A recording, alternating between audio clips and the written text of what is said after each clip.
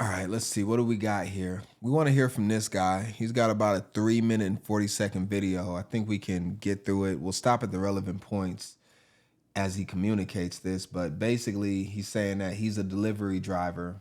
So I'm assuming Shipped, Roadie, Instacart,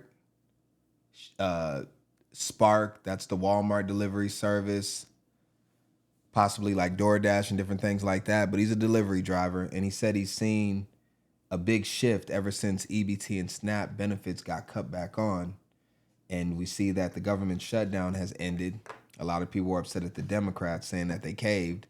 Others are happy, but regardless, he's saying since EBT has came back, he's seen a big difference in what's going on with the spending, and it's very interesting. So let's hear what this guy's got to say. So, once again, everybody, I deliver groceries for Walmart. I work for Spark. Okay, Spark. He's with Spark. Okay. EBT hit in Michigan yesterday. So this is specifically Walmart. Before EBT hit, I think I moved one Home Depot order and groceries. I was moving a lot of groceries yesterday before EBT hit. And all of these people were paying with cash, not EBT. EBT hit. The number one item I was moving was pop. Like, I'd be going to orders of people who had EBT, and I know they had EBT. I know for a fact it was EBT, because as soon as you make the delivery, within 5 minutes, the tip gets erased. People who pay with cash, they don't erase the tip. Everyone who pays with EBT erases the tip.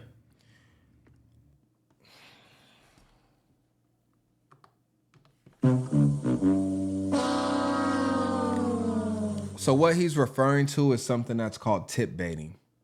I'm not very familiar with Spark, although I would assume that all these delivery services are similar.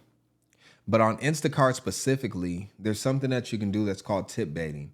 So basically, as an Instacart delivery driver, when you see the order pop up, it shows how much they tip, because on Instacart, you can tip in advance. So if you're getting $100 worth of groceries, it'll usually ask you, do you want a tip before you complete your order and put in a payment?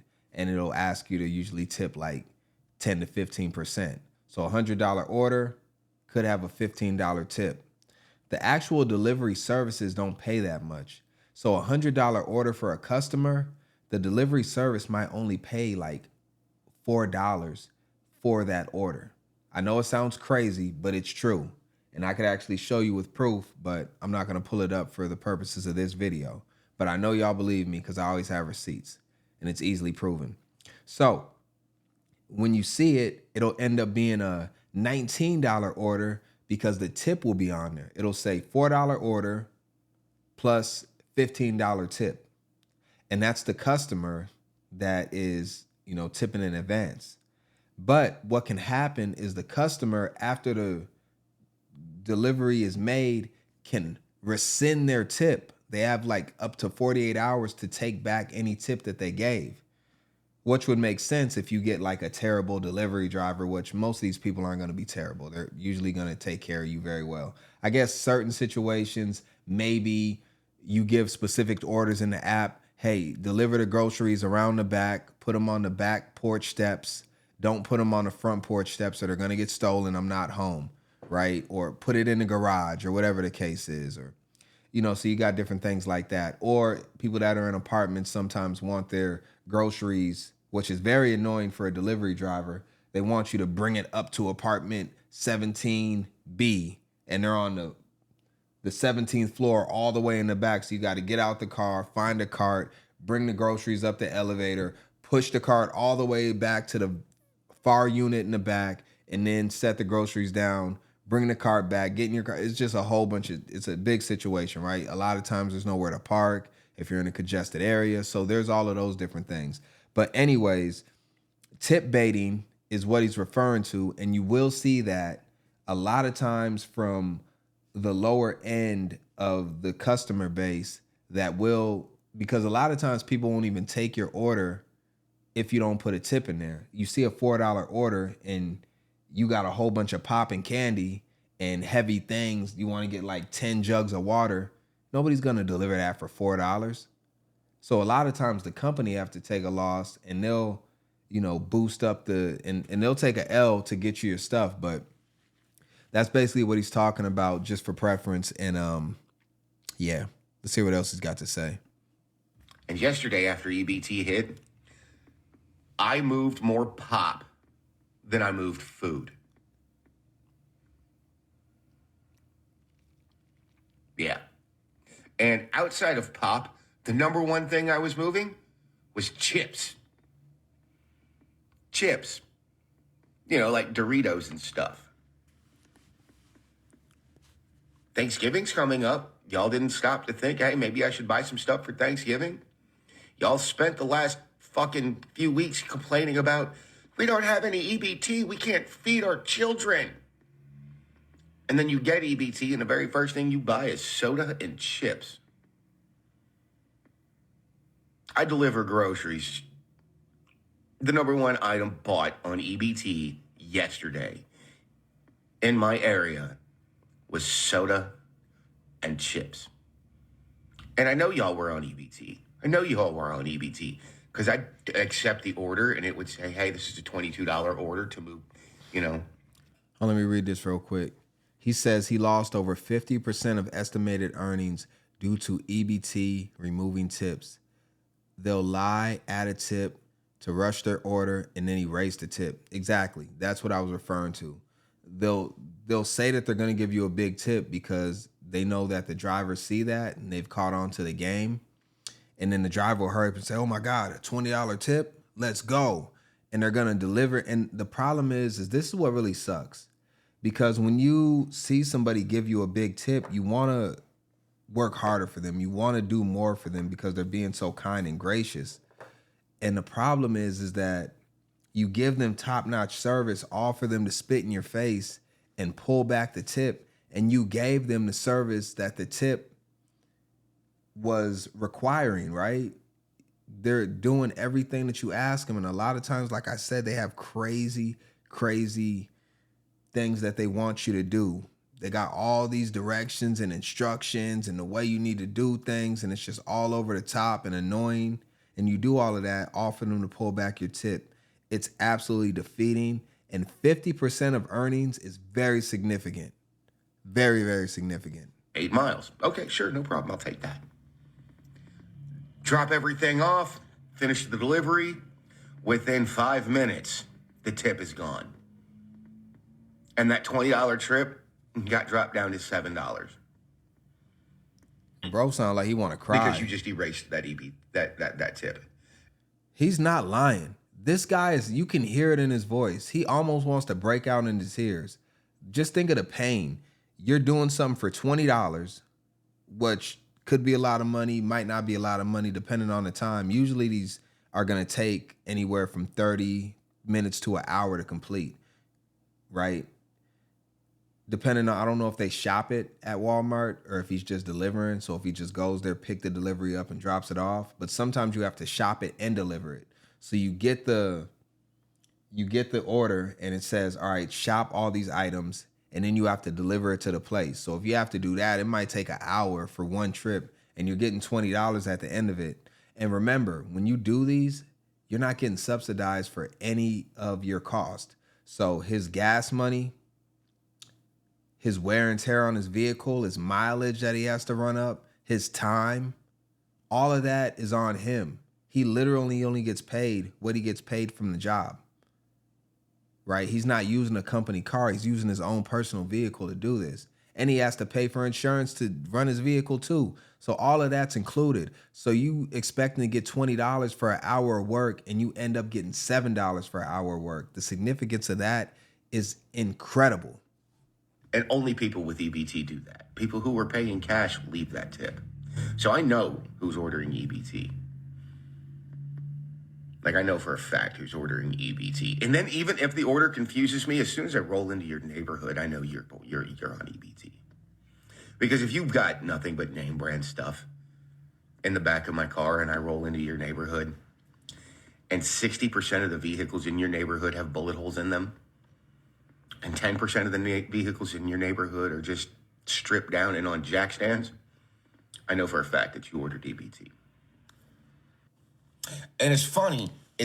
I want to push back on him just a little bit.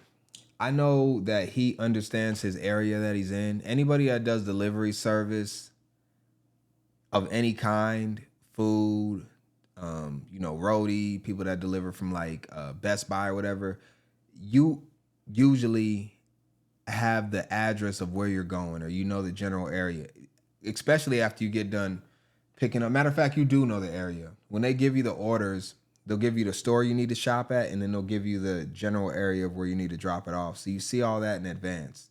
So you already know when you're going to a poverty area or urban area or the hood or whatever you want to call it, and you're not going to a suburban area. So he is in all, like, he's basically praying they don't take the tip away, but he knows that he's going into a bad area, how he describes it, when he's making these order drop-offs, and he does not have to take these orders. Because the other thing about when you're doing these 1099 contracting jobs is you don't have to work.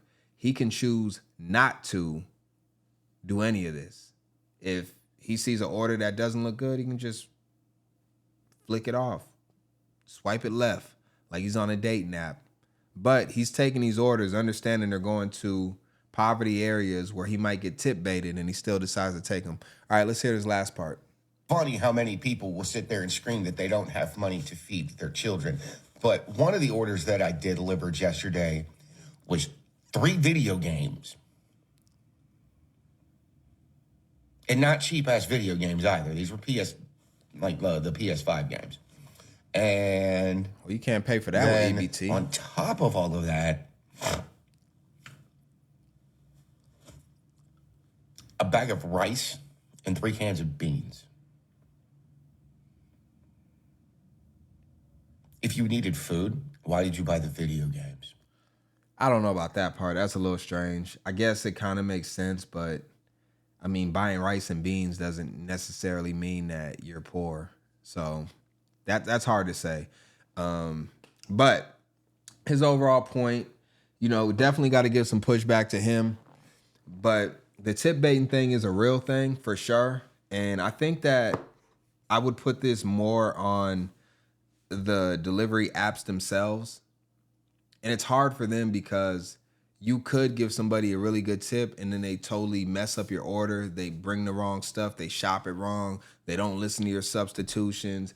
You're telling them, if they don't have chocolate ice cream, then get vanilla swirl, but they get caramel ice cream. I don't drink dairy, so they don't have the soy milk you want. And he just gets you 2% dairy milk. Or, look, I only want spring water, and they get you distilled water or purified water. All of those type of things are things that shoppers do that can definitely irritate the customer and make the customer be like, look, I'm not giving you a tip, bruh. I gave you clear instructions. I told you to check my produce out. You grabbed a whole bunch of tomatoes with bruises, and you got bananas that are old. I asked you to get green and ripe bananas, and if they don't got them, don't get them. Because remember, anytime that they don't have the items that you request on your order, because you tip by percentage, let's say you go there and you order 5 cases of pop and you want 5 cases of Mountain Dew, and they're all out of Mountain Dew, and you don't get any Mountain Dew, and that's 20% of the order total, your tip is going to go down by 20% too, because they're tipping based off a percentage. It's not a flat rate. So if you don't get $100 worth of groceries and it's a 15% tip, then you don't get 15%. If they don't have a lot of the items that person requested, a $100 order will turn to $50. The 15% tip will turn to $7. So it makes it a little bit weird from that standpoint. So a lot of times these people want to make substitutions, but their substitutions are terrible. And now you end up with a whole bunch of stuff you can't even eat. And it's almost impossible to return delivered items that you get through these services. So there's a lot going on from all of this, but I will say prevention is the key. So for this driver, since you have so much information and knowledge on what's going on, you might want to prevent yourself from delivering to these type of people. And the last thing about it is he gets to see the items that they're ordering beforehand. So he already has 2 red flags. Urban area, the hood, which he can clearly see on the map beforehand.